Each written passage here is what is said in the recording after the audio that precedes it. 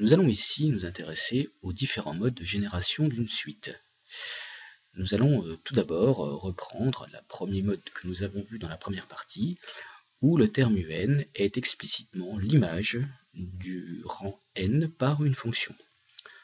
Donc, par exemple, nous pouvons définir la suite un sous la forme un égale moins 5 plus 7n. La fonction f ici est une fonction affine, et nous pouvons commencer n égale 0, à partir de n égale 0. Ce qui veut dire que pour calculer u0, nous allons remplacer n par 0, ainsi u0 égale moins 5. De la même manière, pour calculer u1, nous remplaçons n par 1 et nous trouvons u1 égale 2. Nous calculons ici des images d'antécédents qui sont tous des antinaturels. Ces antinaturels ici, donc, nous le rappelons, représentent le rang de chacun des termes. Moins 5 est donc le terme de la suite de rang 0, 2 est le terme de la suite de rang 1. De la même manière que 9, qui donc vaut U2, est le terme de la suite de rang 2, 37, etc., le terme de la suite de rang 6. Donc l'inconvénient, effectivement, c'est que pour passer d'un terme à un autre, il n'est pas évident de se poser la question, je passe de moins 5 à 2 en faisant quelle opération, de la même manière je passe à 2 à 9 en faisant une opération identique. Ici, l'opération est clairement écrite, donc nous sommes au courant, mais si nous vous donnions simplement les termes moins 5, 2, 9, 37, pourrions-nous savoir de quelle manière passe-t-on d'un terme à un autre et remarquer qu'effectivement il s'agit d'une expression de la forme moins 5 plus 7n. La manière la plus répandue est la définition par récurrence. C'est concrètement ce que nous venons d'évoquer, c'est-à-dire comment passe-t-on d'un terme à un autre, et le terme d'après va se calculer en fonction du terme d'avant. Pour cela, nous avons besoin de connaître la valeur du terme initial. Très souvent, le terme initial est de rang 0, U0, alors nous notons une valeur quelconque, petit a. Et puis le terme suivant, un plus 1, va se calculer en fonction du terme d'avant, un, à l'aide d'une fonction f. Cette relation de récurrence donc permet, comme nous l'écrivons, de calculer un terme de la suite à partir du terme précédent.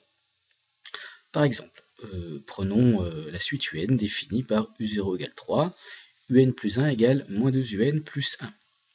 Nous connaissons donc u0, il est donné, il vaut 3, nous ne pouvons pas l'inventer. Par contre, nous allons pouvoir calculer u1. Pour ce faire, nous utilisons cette relation de récurrence.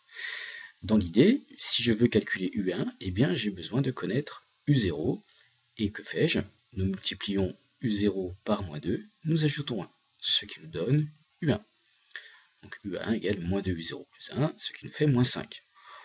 On pourrait aussi de manière plus pragmatique se dire je remplace n par 0 et j'ai tout de suite cette relation u1 égale moins 2u0 plus 1. De la même manière, pour calculer u2, eh bien pour trouver u2, nous choisissons le terme d'avant qui est u1, attention, u1 vaut moins 5, et donc u2 est égal à moins 2 fois u1 plus 1, ce qui nous donne 11. Donc nous aurions aussi de la même manière pu nous dire nous remplaçons n par 1, ce qui fait bien u2 égale moins 2u1 plus 1. De la même manière, nous trouvons u3 égale moins 21. C'est assez difficile par contre de pouvoir calculer un terme qui est loin. Par exemple, si je veux calculer u99 ou u100, eh bien je dois trouver tous les termes avant. Donc à la main c'est difficile. Avec une solution algorithmique, nous pourrions y arriver un petit peu plus facilement. Et donc, par exemple, si j'utilise le tableur, je peux trouver assez rapidement les termes d'une suite. Nous allons aussi utiliser la calculatrice avec le mode tableau, le mode récurrence. Nous pourrions voir les vidéos associées sur les exercices.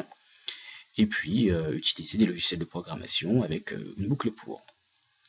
Ainsi donc, avec un logiciel, si je veux afficher le millième terme de la suite U définie par récurrence, sous la forme un plus 1 égale un plus 1 sur n plus 1, avec u0 qui vaut 1, eh bien, je peux définir l'algorithme où u prend tout d'abord la valeur 1, u c'est le terme de la suite qui va évoluer, et sa première valeur, bien entendu, est la valeur du terme initial.